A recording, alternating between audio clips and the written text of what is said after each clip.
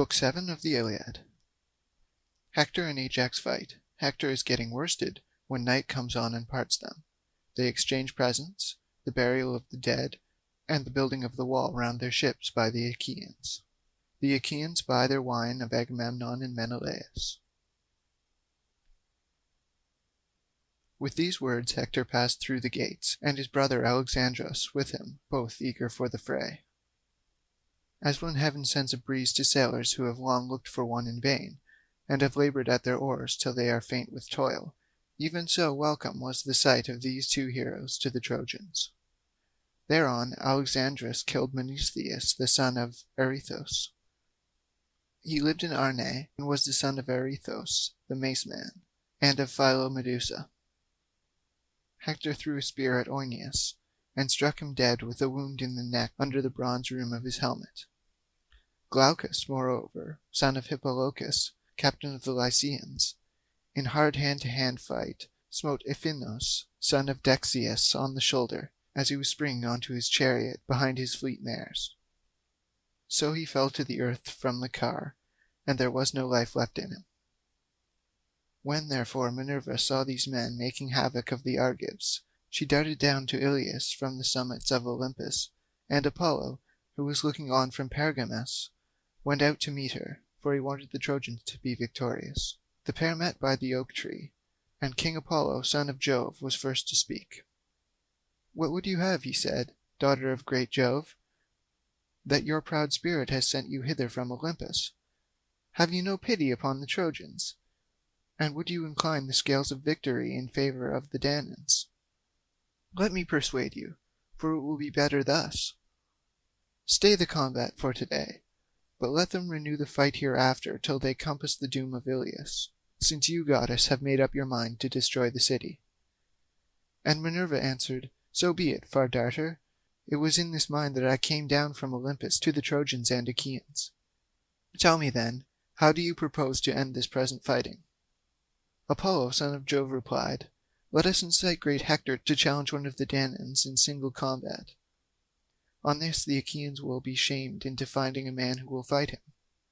Minerva assented, and Helenus, son of Priam, divined the counsel of the gods. He therefore went up to Hector and said, "Hector, son of Priam, peer of gods in council, I am your brother. Let me then persuade you. Bid the other Trojans and Achaeans, all of them, take their seats, and challenge the best man among the Achaeans to meet you in single combat. I have heard the voice of the ever-living gods, and the hour of your doom is not yet come." Hector was glad when he heard this saying, and went in among the Trojans, grasping a spear in the middle to hold them back, and they all sat down. Agamemnon also bade the Achaeans be seated, but Minerva and Apollo, in the likeness of vultures, perched on Father Jove's high oak tree, proud of their men, and the ranks sat close ranged together, bristling with shield and helmet and spear. As when the rising west wind furs the face of the sea, and the waters grow dark beneath it, so sat the companies of Trojans and Achaeans upon the plain. And Hector spoke thus: "Hear me, Trojans and Achaeans, that I may speak even as I am minded.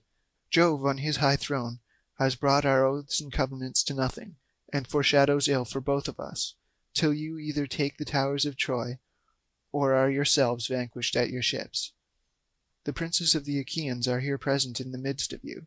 Let him then that will fight me stand forward as your champion against Hector.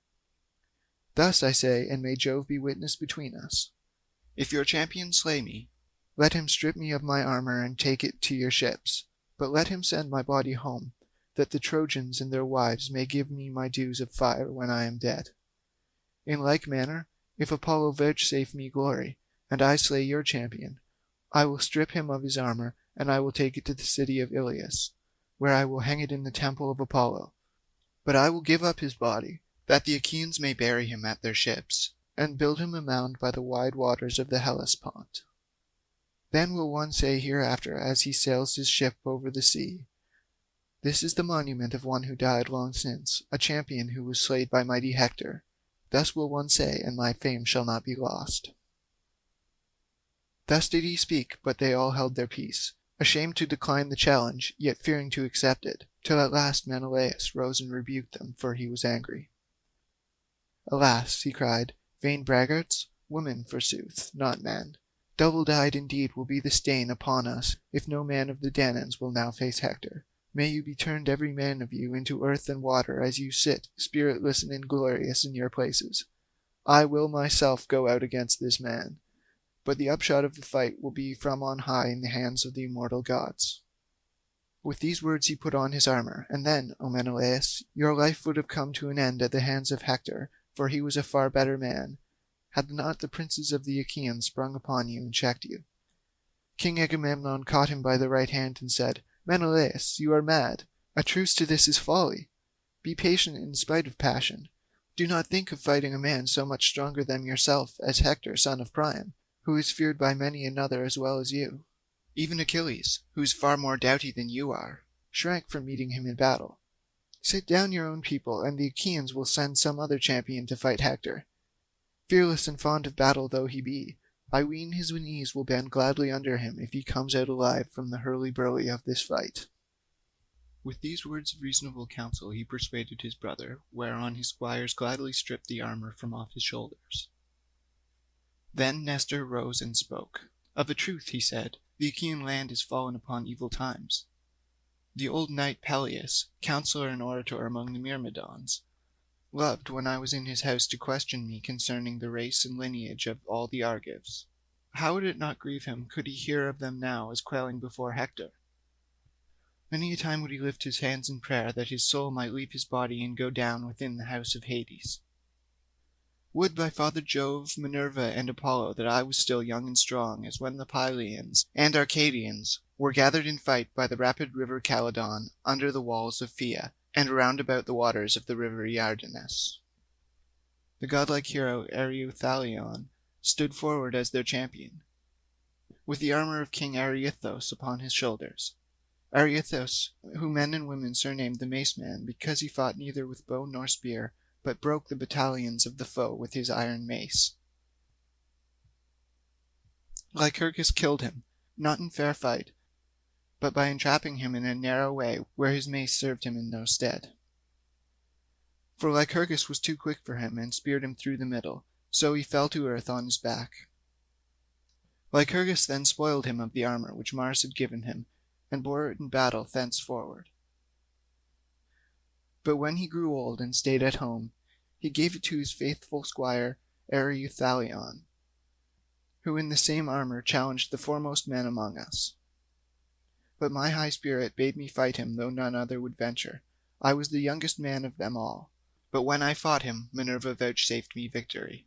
He was the biggest and strongest man I ever killed, and conquered much ground as he lay sprawled upon the earth.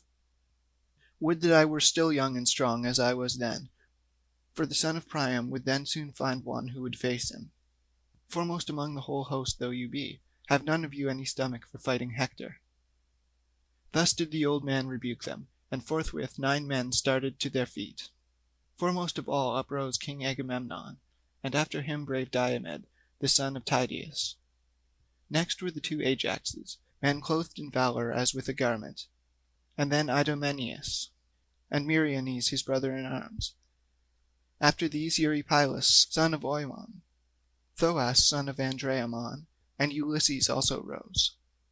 Then Nestor, knight of Gerene, again spoke, saying, "Cast lots among you to see who will be chosen.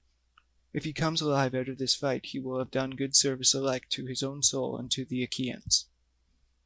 Thus he spoke, and when each of them had marked his lot, and had thrown it into the helmet of Agamemnon, son of Atreus, the people lifted their hands in prayer. And thus would one of them say as he looked into the vault of heaven, "Father Jove, grant that the lot fall on Ajax, or on the son of Tydeus, or upon the king of rich Mycenae himself." As they were speaking, Nestor, knight of Gerene, shook the helmet, and from it there fell the very lot which they wanted, the lot of Ajax. The herald bore it about and showed it to all the chieftains of the Achaeans, going from left to right, but they none of them owned it. When, however, in due course he reached the man who had written upon it and had put it into the helmet, the brave Ajax held out his hand, and the herald gave him the lot. When Ajax saw his mark he knew it and was glad.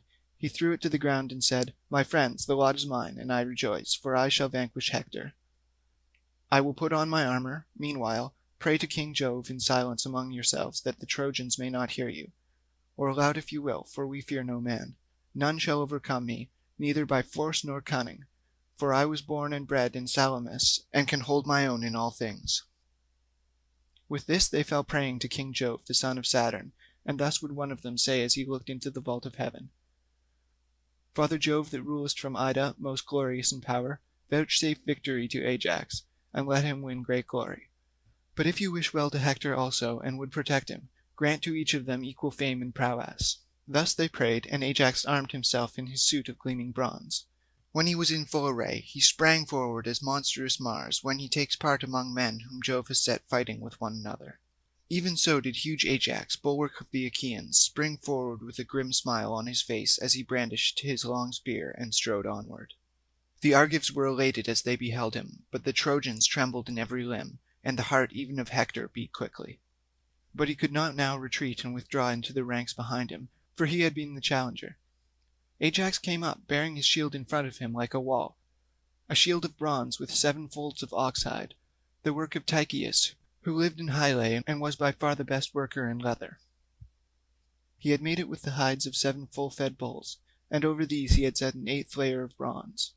Holding his shield before him, Ajax, son of Telamon, came close up to Hector, and menaced him, saying, "Hector, you shall now learn, man to man, what kind of champions the Danaans have among them, even besides the lion-hearted Achilles, cleaver of the ranks of men. He now abides at the ships in anger with Agamemnon, shepherd of his people, but there are many of us who are well able to face you. Therefore begin the fight." And Hector answered, "Noble Ajax, son of Telamon, captain of the host, treat me not as though I were some puny boy or woman that cannot fight. I have long been used to the blood and butcheries of battle. I am quick to turn my leathered shield either to the right or left, for this I deem the main thing in battle. I can charge among the chariots and horsemen, and in hand-to-hand fighting can delight the heart of Mars. Howbeit I would not take such a man as you off his guard, but I will smite you openly if I can." He poised his spear as he spoke and hurled it from him. It struck the 7-fold shield in its outermost layer, the 8th which was of bronze, and went through 6 of the layers, but in the 7th hide it stayed. Then Ajax threw his in turn, and struck the round shield of the son of Priam. The terrible spear went through his gleaming shield, and pressed onward through his cuirass of cunning workmanship. It pierced the shirt against his side, but he swerved and thus saved his life. They then each of them drew out the spear from his shield, and fell on one another like savage lions or wild boars of great strength and endurance. The son of Priam struck the middle of Ajax's shield, but the bronze did not break, and the point of his dart was turned. Ajax then sprang forward and pierced the shield of Hector. The spear went through it and staggered him as he sprang forward to attack. It gashed his neck, and the blood came pouring out from the wound. But even so Hector did not cease fighting. He gave ground, and with his brawny hand seized a stone, rugged and huge, that was lying upon the plain. With this he struck the shield of Ajax on the boss that was in the middle, so that the bronze rang again. But Ajax in his turn caught up a far larger stone, swung it aloft, and hurled it with prodigious force. This millstone of a rock broke Hector's shield inwards and threw him down on his back, the shield crushing him under it. But Apollo raised him at once. Thereon they would have hacked at one another in close combat with their sword, had not the heralds, messengers of the gods and men, come forward, one from the Trojans and the other from the Achaeans. Talthybius and Idaeus, both of them honourable men. These parted them with their staves, and the good herald Idaeus said, "My sons, fight no longer. You are both of you valiant, and both are dear to Jove. We know this, but night is falling, and the behests of night may not be well gainsaid." Ajax, son of Telamon, answered, "Idaeus, bid Hector say so, for it was he that challenged our princes. Let him speak first, and I will accept his saying." Then Hector said, "Ajax, heaven has vouchsafed you stature and strength and judgment, and in wielding the spear you excel all others of the Achaeans. Let us for this day cease fighting.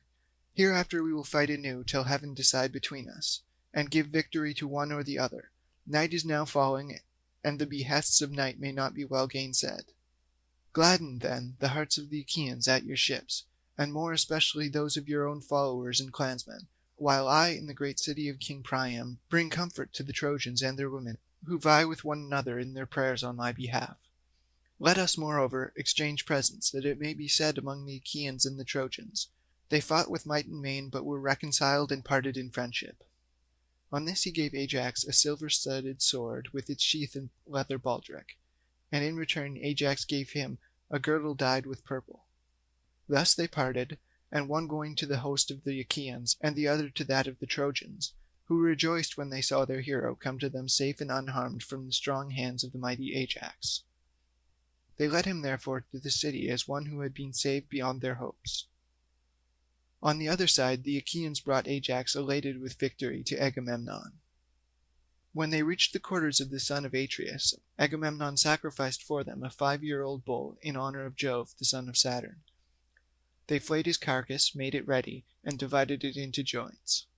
These they cut carefully into smaller pieces, putting them on the spits, roasting them sufficiently, and then drawing them off. When they had done all this and had prepared the feast, they ate it, and every man had his full and equal share, so that they were satisfied, and King Agamemnon gave Ajax some slices cut lengthways down the loin, as a mark of special honor. As soon as they had had enough to eat and drink, old Nestor, whose counsel was ever truest, began to speak. With all sincerity and goodwill, therefore, he addressed them thus: "Son of Atreus and other chieftains, inasmuch as many of the Achaeans are now dead, whose blood Mars has shed by the banks of the Scamander, and their souls have gone down to the house of Hades, it will be well when morning comes that we should cease fighting. We will then wheel our dead together with oxen and mules, and burn them not far from the ships, that when we sail hence we may take the bones of our comrades home to their children. Hard by the funeral pyre we will build a barrow that shall be raised from the plain for all in common.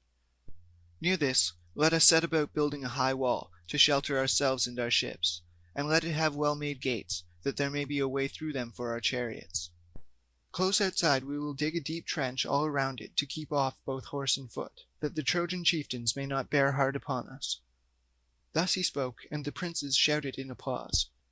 Meanwhile the Trojans held a council, angry and full of discord, on the Acropolis by the gates of King Priam's palace. And wise Antenor spoke.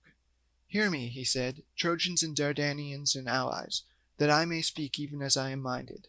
Let us give up Argive Helen and her wealth to the sons of Atreus, for we are now fighting in violation of our solemn covenants, and shall not prosper till we have done as I say."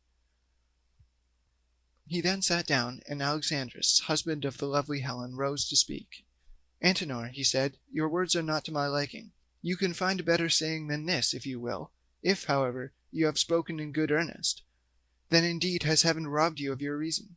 I will speak plainly, and hereby notify to the Trojans that I will not give up the woman, but the wealth that I brought home with her from Argos I will restore, and I will add yet further of my own." On this, when Paris had spoken and taken his seat, Priam of the race of Dardanus, peer of the gods in council, rose, and with all sincerity and goodwill addressed them thus: "Hear me, Trojans, Dardanians, and allies, that I may speak even as I am minded. Get your suppers now, as hitherto throughout the city, but keep your watches and be wakeful. At daybreak let Idaeus go to the ships, and tell Agamemnon and Menelaus, sons of Atreus, the saying of Alexandrus, through whom this quarrel has come about. And let him also be instant with them that they now cease fighting till we burn our dead. Hereafter we will fight anew, till heaven decide between us and give victory to one or the other." Thus did he speak, and they did even what he said. They took their supper in their companies, and at daybreak Idaeus went his way to the ships. He found the Danaans, servants of Mars, in council at the stern of Agamemnon's ship, and took his place in the midst of them. "Sons of Atreus," he said, "and princes of the Achaean host, Priam and the other Trojans have sent me to tell you of the sayings of Alexandros, through whom this quarrel has come about, if so be that you may find it acceptable. All the treasure he took with him in his ships to Troy, would be he had sooner perished, he will restore, and will add yet further of his own, but he will not give up the wedded wife of Menelaus, though the Trojans would have him do so. Priam bade me inquire further if you will cease fighting till we burn our dead. Hereafter we will fight anew, till heaven decide between us and give victory to one or to the other." They all held their peace, but presently Diomed of the loud war cry, saying, "Let there be no taking, neither treasure nor yet Helen, for even a child may see that the doom of the Trojans is at hand." The sons of the Achaeans shouted their applause at the words that Diomed had spoken, and thereon Agamemnon said to Idaeus, "Idaeus, you have heard the answer the Achaeans make you, and I with them. But as concerning the dead, I give you leave to bury them. For when men are once dead, there should be no grudging them the rites of fire. Let Jove, the mighty husband of Juno, be witness to this covenant." As he spoke, he upheld his scepter in the sight of the gods, and Idaeus went back to his strong city of Iliad. The Trojans and Dardanians were gathering in council, waiting his return. When he came, he stood in their midst and delivered his message. As soon as they heard it, they set about their twofold labour, some gathering corpses, others bringing wood. The Argives, on their part, also hastened from their ships, some to gather corpses, and others to bring in wood. The sun was beginning to beat upon the field, fresh risen into the vault of heaven from the slow still currents of deep Oceanus, when the two armies met. They could hardly recognize their dead, but they washed the clotted gore from off them, shed tears over them, and lifted them upon their wagons. Priam had forbidden the Trojans to wail aloud, so they heaped their dead sadly and silently upon the pyre, and having burned them, went back to the city of Iliad. The Achaeans in like manner heaped their dead sadly and silently on the pyre, and having burned them, went back to their ships. Now in the twilight, when it was not yet dawn, chosen bands of the Achaeans were gathering round the pyre, and built one barrow that was raised in common for all. And hard by this they built a high wall to shelter themselves and their ships. They gave it strong gates, that there might be a way through them for their chariots, and close outside it they dug a trench deep and wide, and they planted it within with stakes. Thus did the Achaeans toil, and the gods, seated by the side of Jove the lord of lightning, marvelled at their great work. But Neptune, lord of the earthquake, spoke, saying, "Father Jove, what mortal in the whole world will again take the gods into his counsel? See you not how the Achaeans have built a wall about their ships and driven a trench around it, without offering hecatombs for the gods?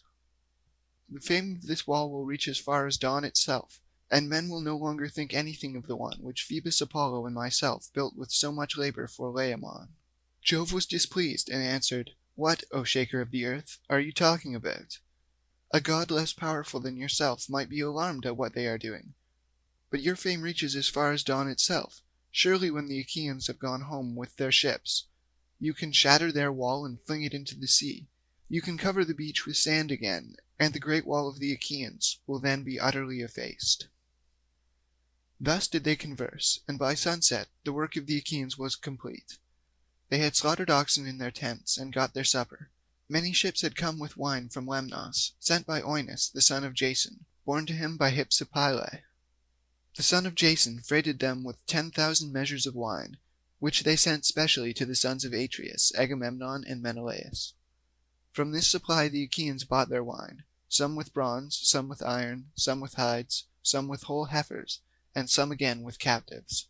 They spread a goodly banquet, and feasted the whole night through, as also did the Trojans and their allies in the city.